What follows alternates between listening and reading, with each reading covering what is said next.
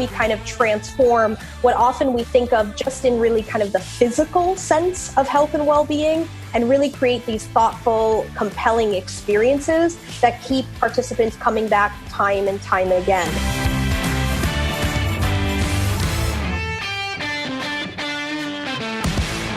You're listening to episode 161 of the Fitness Business Podcast.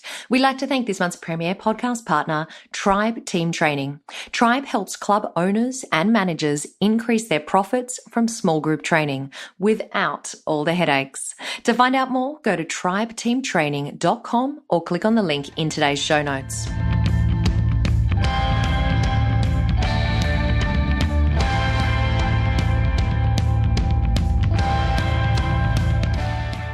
Hi everyone and welcome. This week's special guest is Jessica Matthews. Jessica is an award-winning and industry-leading fitness and wellness educator.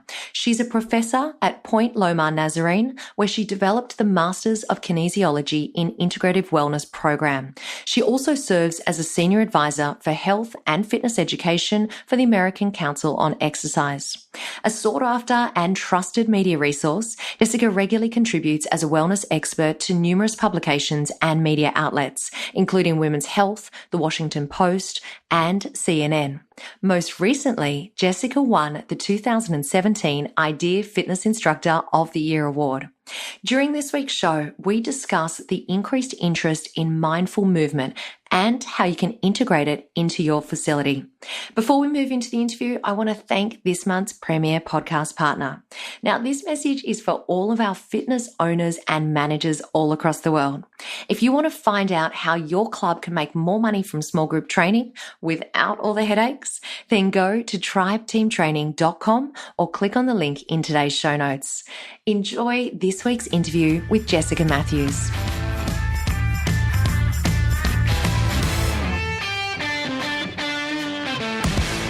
Hey, Jessica, thank you so much for joining us this week. Thanks so much for having me. Really excited to be here. Now, you have an absolute wealth of experience when it comes to the areas of mindfulness, movement, and meditation. So I'm going to pick your brain a little bit and all that experience that you have this week during our interview. And I was hoping we could start off talking about how a traditional gym could actually include and market mindful movement in their offerings.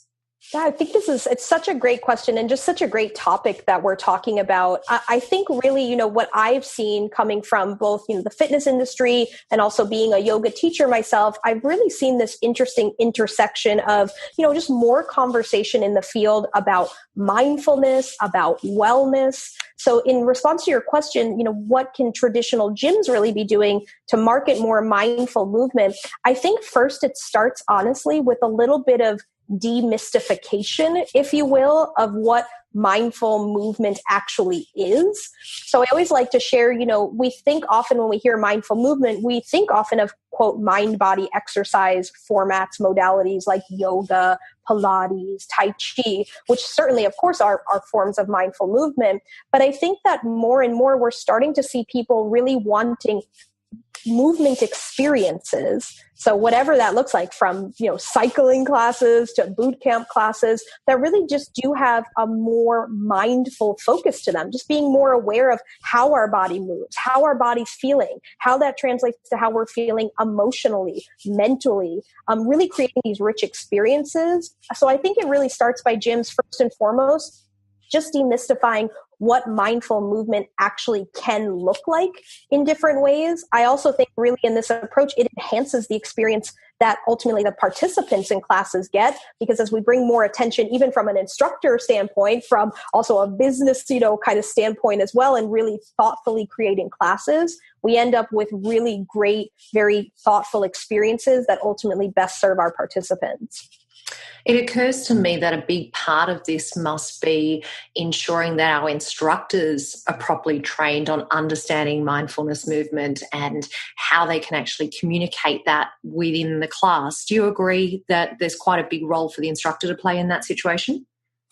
Absolutely, very much so. I think instructors are absolutely key in this kind of, movement towards more of this mindful approach to all types of class formats. So I think that absolutely that demystification that I was talking about, I think it absolutely starts really with the instructors. And then, of course, it also is on the part of, club managers and owners to really think of how do we thoughtfully position these classes. So everything from what are the titles of classes that maybe have more of this mindful emphasis? What are the descriptions for those classes? But I think it does absolutely, to your point, it starts with the instructors really, setting the stage for individuals, participants, when they're in the class experience to really be present and aware. Just it seems so simplistic, and it seems like maybe I'm not offering anything that's like blowing anyone's mind, cutting edge info. But I will tell you, just from almost 2 decades of teaching group-based experiences, so often we forget about really helping individuals who have chaotic lives outside of the walls of, our facilities, who are dealing with a lot of different things. Their minds are, going a million miles an hour, day in and day out, trying to balance all the various tasks and responsibilities in their lives, to set the stage for an experience that allows them to really start to pay attention, to do that thoughtfully, to tune into their bodies, their minds, and really get a sense of what do they need in that moment, in that particular experience. I mean, that transforms, in my opinion, the work that we can do as instructors, and ultimately then the services and the offerings that we can provide within clubs. Jessica, are there any resources that you've come across or you've personally used throughout the years that have been beneficial to your own teaching and creating these experiences that you're talking about? I'm wondering if there's anything that you could share with us, whether it be a book or an online course that perhaps gym owners and managers could have a look into themselves and then share that with their instructors.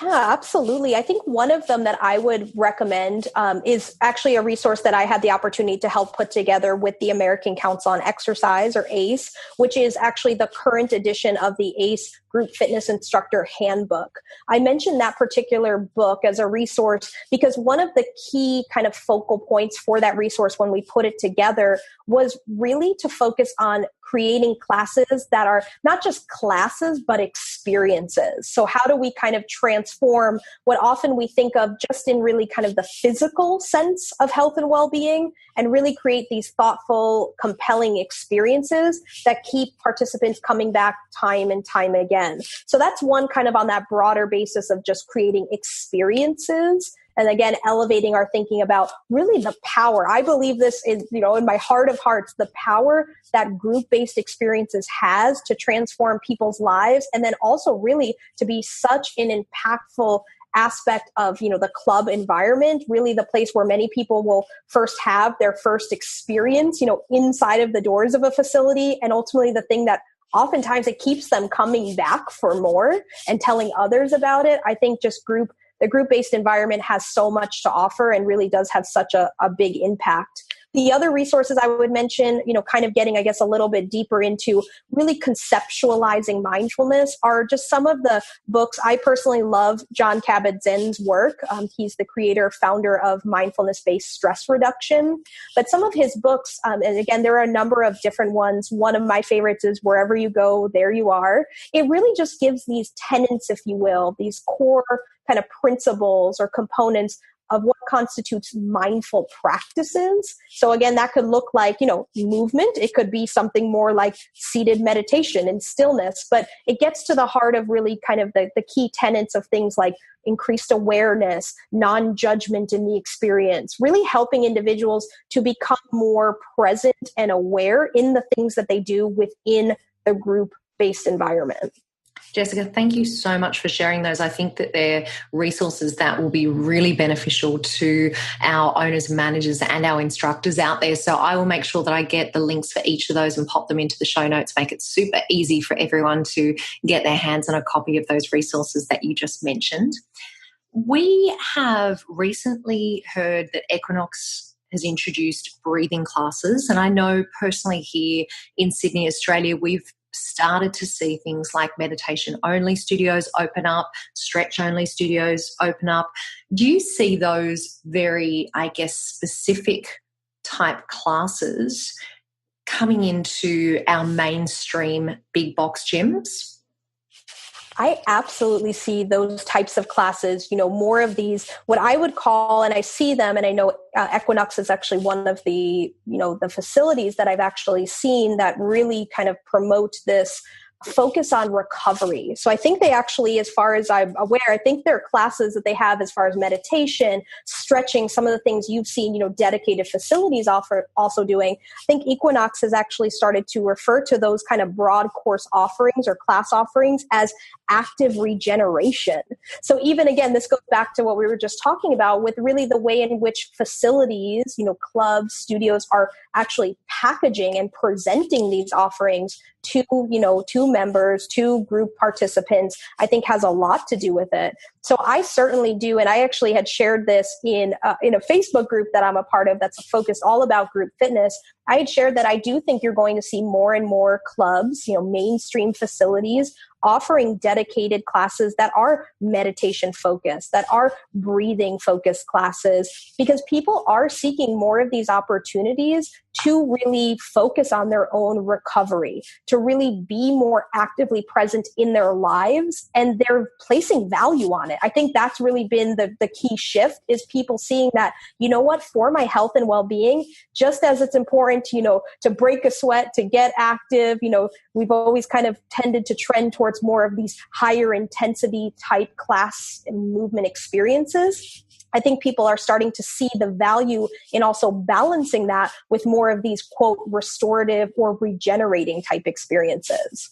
I couldn't agree more. And one of the challenges that I think we often face from a big gym perspective is the fact that quite often your great yoga instructors and your really passionate Pilates instructors, they really gravitate towards the more boutique studios. They want to go and work for, the real specific studios that just teach yoga. In Sydney, we've got one called Power Living that's quite popular to be an instructor there. In your experience, Jessica, how could a larger gym or a traditional gym go about finding the very best instructors? And is there additional training that you think they need to do as part of being able to create this overall experience? I think definitely this kind of ties back with, I know what's been a little bit of a reoccurring theme in our conversation, which is really just, again, the way in which the offerings, those mindful movement experiences are actually positioned. So that's not only to, attract the members and participants to come to those classes, but it's also, so important, I think, in really helping to recruit, if you will, some of those really great instructors, like you mentioned, who maybe, again, have those, kind of the preconceived notions about what types of, quote, mindful movement offerings would be offered in a more traditional, gym setting. So I know, just speaking from experience, as a seasoned yoga teacher, that oftentimes, you tend to think that, okay, well, if an offering like this is being offered in a gym, perhaps they're going to want something that is very much more physically focused, maybe a little bit more in line with being something, that's a bit higher intensity in nature. And, for some instructors, perhaps they're really wanting to create some variety in what these mindful movement experiences can look like. So I think the biggest kind of feedback that I would give to managers and owners would be, first and foremost, to maybe just consider having a bit more creative freedom for instructors to really create and bring to life some really wonderful offerings that I think ultimately will be really well received and also will be of great value to existing members and also recruit, some new members and new class participants. So the other piece I would say to this too, that I think this could open a whole can of worms, which I know is not our focus today, but I think one of the other challenges in a more traditional gym setting has been really what to look for when you're looking for, who are, quote unquote, these great instructors, who are these great mindful movement instructors that we can bring to create and then offer these experiences. With yoga, the greatest challenge has been kind of the whole debate around Yoga Alliance. That's the piece that I said, that's a whole different show, another topic. but I know that's been one guiding criteria. But I would just, from, again, just a practical standpoint as a professional with a lot of diverse experience in this field, what I would offer to gym owners and managers is to, kind of look beyond. Certainly we want to have some sort of base foundational, credentials, certifications of some sort, but I would absolutely look to people who have, some diverse experiences as far as where they've taught, what types of, additional trainings to supplement those foundational trainings have they gone through? Because if we look, for a bit more depth in terms of the instructors we get, then ultimately what we end up finding is that we'll get the kind of people who can create these really rich experiences for members. I think there is a lot to be said, and you've kind of briefly touched on it in regards to how we actually describe and how we market these classes. Because I think, did you call what Equinox does, did you call it active regeneration? Was that the term? Yes. So actually they group their classes in different ways. And I noticed that they had grouped, kind of in this category, if you will, of active regeneration. That's where you find, kind of under that heading, if you will, classes like dedicated stretching classes, where you'll find classes like they have Feldenkrais classes, where they have dedicated meditation classes. I saw they do that in some of their New York locations. So I think, again, that heading even just, again, kind of gives a different perspective about what some of these types of classes that maybe for some feel a bit, quote, non-traditional, maybe just gives a bit more insight. And I even love the descriptions they use. Things like, increased awareness equals enhanced performance. Like that right there is so powerful. And I think connects the dots for people who maybe more, are usually coming to gyms seeking more of a workout. Maybe now this positioning helps them to see the value in also, quote, working in. Yeah, I think it's important especially from a traditional standpoint for our traditional kind of gym owners, that we think about the fact that this is not just a matter of dropping extra classes onto the timetable or bringing in new classes. This is actually a complete re-education piece from what I'm hearing. This is about obviously enhancing the education of our instructors to be able to make that connection and provide that experience, but it's also about educating the members on what the possibilities are with introducing these classes, what they actually can gain out of it. And as you say, that marketing piece is a really important part of this overall, I guess, experience that we're trying to create. And, I was in the States last October, and one of the clubs that I visited, which was a big gym, it was Midtown Athletic in Chicago. Huge facility, offered all of your traditional classes like your cycle and your Les Mills and boxing and all that type of stuff. But then they actually had a dedicated room for these type of classes, like your mindfulness-based classes. So that to me was a really beautiful example of how they were able to physically segment these type of classes into a particular area and market them accordingly. In your experience, Jess, have there been any clubs that you visited or be a part of that kind of come to mind for you as great examples of larger gym environments that have incorporated this type of offering? To say the one particularly, I know we've been talking about it, is, seeing what Equinox has done, and obviously being in Southern California, and also I'm a New York native, so seeing what they've done on both coasts is one that, initially comes to mind for me. But I particularly appreciated that you mentioned the fact that this doesn't only have to be about adding additional classes, because I think that has been, in talking with some gym owners and managers, one of the challenges often is, how do we create additional room on a schedule, right, to accommodate some new offerings? And so that's where I think the piece that you just brought up of the very fact that even perhaps taking a step back from a more, kind of a holistic perspective, if you will, and just looking at the current class schedule to see, are there ways in which, again, we can, upskill existing instructors, where we can look to what's really being taught in some of these various class formats, even the ones that maybe at first glance, they don't come to mind as being, quote, mindful movement.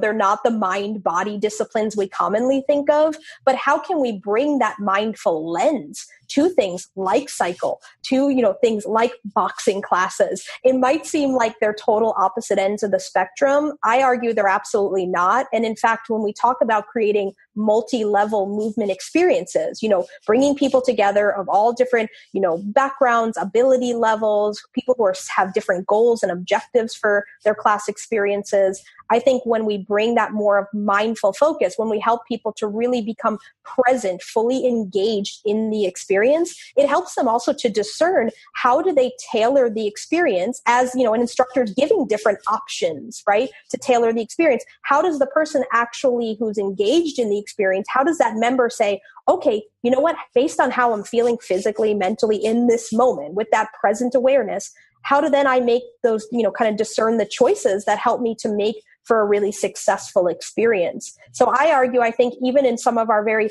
high intensity type classes, I actually think we can bring this mindful lens, as you mentioned, through some of the additional training and upskilling that we do for instructors.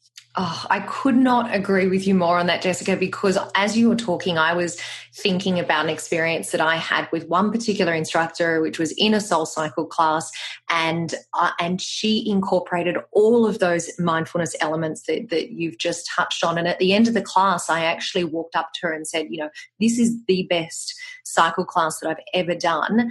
Can you tell me where you were trained on all of that stuff? And she literally said to me that she had just read a whole lot of books on connection and on mindfulness, and she personally did meditation. And the way that she was able to incorporate it into what was an incredibly high intensity class just blew me away, and it made for a really holistic experience. I love hearing that. And I think that's such a beautiful example of, precisely where I just see the opportunities here. It's very much like, kind of how for very long, we've thought about, physical wellness. We kind of look at it in one lens. And then if we're talking about mental wellness, we look at it in another, and emotional wellness is way over here, and spiritual wellness, forget it. It's like totally on the other side of the moon, practically. I kind of look at it the same way with our class experiences where, mindfulness, when we talk about mindful approaches to movement, it's not this divide of only mind, body, quote unquote exercise. I have some rich discussions with my colleagues about the fact that any form of movement, and in fact, every form of movement can be mindful if that's the approach in which we take to it. And I love to hear that, that instructor and that experience you had just kind of demystifies this whole idea that, being mindful has to mean, very slow or, sedentary, like just seated meditation, that it can even occur in a high intensity, high energy class experience. But that, really bringing those elements transforms, perhaps a class that sounds like you've been to time and time again, many, different clubs, different instructors, but adding those pieces just creates that kind of wow factor. And those are absolutely the things that keep members, continuing to come back and, telling their friends about it too. 100%. So let's bring this right back to a couple of practical takeaways that we can leave the listeners with. So if we were to summarize what we've gone over, Jessica, and perhaps leave the listeners with 3 key actions that they could do to look at incorporating some type of mindfulness based exercise classes into their gym, into their studio, what 3 actions would you suggest would be at the top of the list to take away today? The first suggestion that I would give as far as a takeaway for, how we can put this into practice, because I love that. We talk about this, but now how do we put it into action? Let's be practical, yeah. Absolutely. I actually think, it really starts, I'm going to take kind of the 30,000 foot view, if you will. I think it really starts first and foremost with creating, if you will, a culture of mindfulness in the club environment. So, at facilities, various gyms, really just starting, and that's from all levels. That's, from the instructor standpoint to management to owners, maybe just starting, even if we're going to ultimately be able to share with members kind of this demystified version of what mindful movement can look like and what those experiences can be, we really have to first and foremost understand it and really embody it ourselves. You gave that example with the instructor. You had that great Soul Cycle experience. And she mentioned she practices these things on her own. She embodies them. So it clearly comes through in her teaching. It comes through, in the entire environment from when members walk right in the door. So I would start with that is, can there be some collective, discussion and or formal training for just the facility as a whole around, just understanding mindfulness, this, again, approach to increased awareness, being really present, and that's being present with our members. It's being present, fully in our roles as instructors, as managers, as owners. They sound like very simplistic things, but when we all have a lot of different tasks and responsibilities on our plates, it's easy to go through the motions. It's actually it requires a bit more focused awareness to really be present in what it is we're doing at the moment we're doing it. So I think it starts with a culture. That would be my first takeaway. I think the next piece then from there is really, because you touched on this so beautifully, before we think about, if we would want to add any additional offerings, how can we look at what we're currently offering from a group experience perspective? And how can we maybe then bring that mindful lens to those movement offerings? So whether they are more traditional mind body, or whether they're things that are more high intensity, high energy in nature, can we bring some more thought to those classes that really help participants, again, be fully present and engaged in the experience?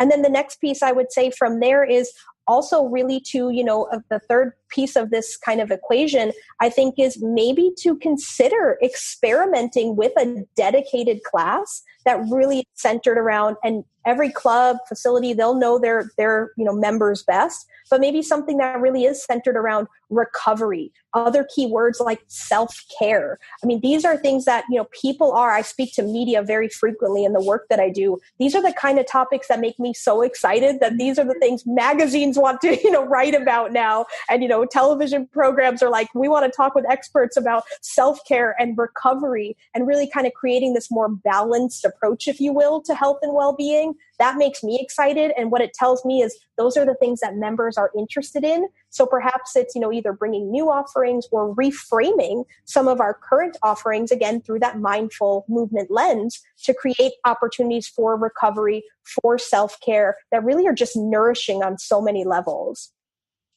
I just love hearing that, Jessica. You have no idea. It's funny because just recently in Australia we had, or it was just last week as a matter of fact, we had a discussion about, and I think you'll enjoy this, we had a discussion about the future of the fitness industry. And the overriding topic amongst all of the panel members was the fact that we need to recognize that people now are starting to crave that self-care. They're starting to understand and appreciate how important time out is, and recovery and regeneration and all these things that we've been talking about. And so as an industry, we really need to make sure that we're catering for that, and we're understanding that, we're offering that to our gym members out there. So I love that all of this is in line, and hearing that you're out there talking to the media about it. It just means overall across the entire world, hopefully we are starting to see that interest in this area and people really gaining an understanding of just how important that is. As much as being active and exerting ourselves, self-care and recuperation, regeneration is equally as important. Absolutely. And it's so nice to see people seeing the various, kind of lenses through which to look at health and wellness, and seeing that there are opportunities even to have those more intense or, kind of vigorous workouts, but to do so in a way that still is supportive for our health and well-being, that's nourishing, that really, again, just enhances all facets of our lives, and also really allows us. I think the thing that I just see with, because I teach classes actively to wide variety of different class participants, come from all different backgrounds, experience levels. And the thing that I just see as a common theme is people want to be more present in what they do. We're so accustomed, just as, kind of from a whole world perspective, of just multitasking and having our attention divided. How wonderful for when people take the time to come to a gym, they step foot in a facility, to feel like they can be 100% dedicated and focused to themselves, their own health and well-being, and really truly treasure and cherish the opportunity to support their own health and well-being without distraction, with really in a thoughtful way that's reflected, like I said, from the moment they walk in the door to what they experience inside of the group environment, just to see it reflected in all facets of a facility, I think just really, continues to reinforce this desire for people to really care for themselves in new ways. Jessica, it has been quite a big year for you because, as I mentioned in your bio, you were, of course, the winner of the 2017 Idea Fitness Instructor of the Year Award. Congratulations for that, by the way. Thank you so much. I don't think nobody who is listening right now will be at all surprised that you're awarded that, because your knowledge and your passion around the fitness industry is just second to none. So it's a real pleasure to be able to speak to you and have you on the show. And you will be at Idea again this year. Am I correct? Yes, I will be at Idea. What are you going to be speaking on this year? Yeah, and I love it. This year, Idea, of course, right in my backyard here in sunny San Diego, California. So it's really nice to have, it's everyone, I feel like it's like having a big party. Everyone's coming to me. It's so nice. We're coming to your place. I love it. It's great. I'm so excited to see everyone. Absolutely, hands down, my favorite event of the year to speak at and to be a part of, just to be around so many just knowledgeable and incredibly passionate people. I'll be speaking both in the Nutrition and Behavior Change Summit, so that great 2-day event. I'll be talking about, actually very fitting to what we're talking about here, more of a mindful approach to health coaching. That's another big area of interest and, of course, passion of mine, a big part of my professional work. And then I'll also be within the main Ideal World Conference. And again, so fitting, bring to life what we're talking about here. I'm actually leading, it's called Nourish Your Soul. It's a yoga self-care practice. So really, it is this essence of how do we create these compelling mindful movement experiences that really touch people on all different levels, physically, mentally, emotionally, and spiritually.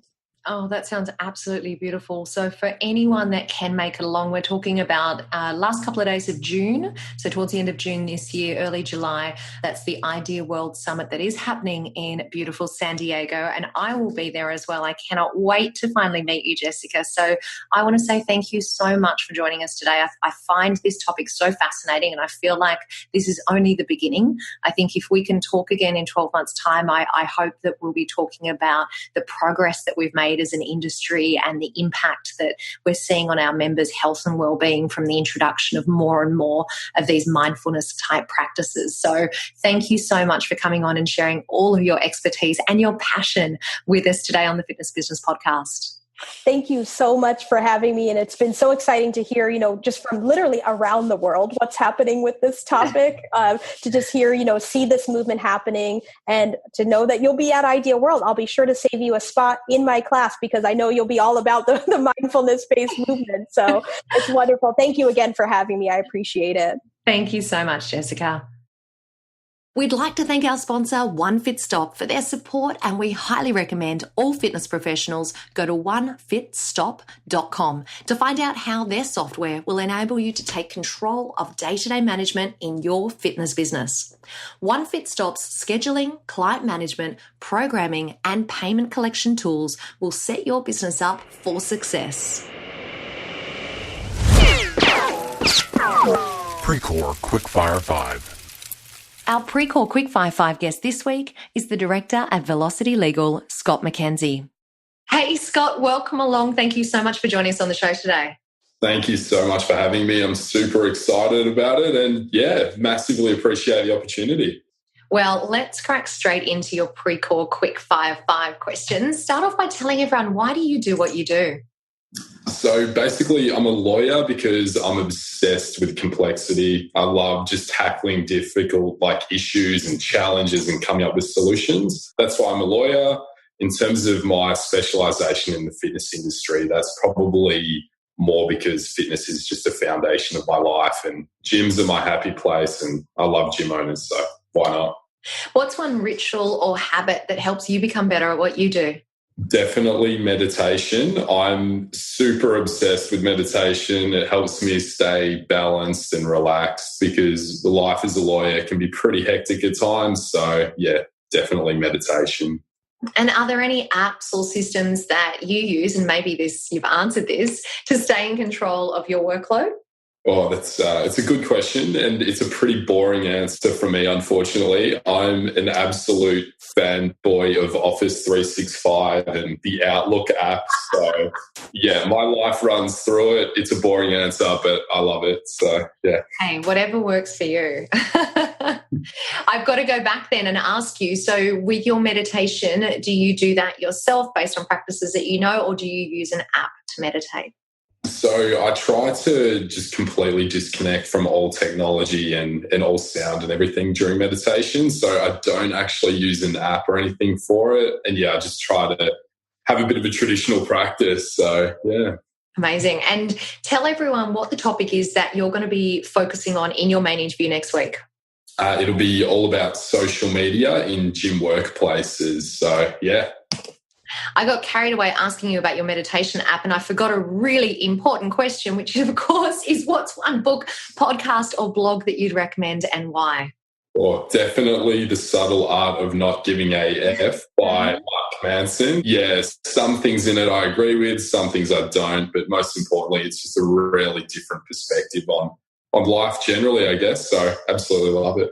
Yeah, I think that book did the rounds last year, didn't it? I think everyone managed to get their hands on it at some point in time. So if you haven't, don't you worry, because I'll be putting the link in today's show notes. So Scott, thank you so much for joining us today for the Pre-Call Quick Fire 5. I cannot wait for your interview next week.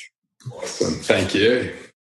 Before we finish off today, a reminder that all the resources, the links and a transcript for today's show can be found at fitnessbusinesspodcast.com. Thank you to our foundation partner, Active Management. They have an amazing gift for you. Their number one selling checklist is yours for free. It will turn your About Us page on your website into a lead generating page. All you need to do is go to fitnessbusinesspodcast.com/active for your free download. Thank you for joining me for another week of the show. I will see you next week, and remember, what you leave behind is not what's engraved in stone monuments, but what is woven into the lives of others.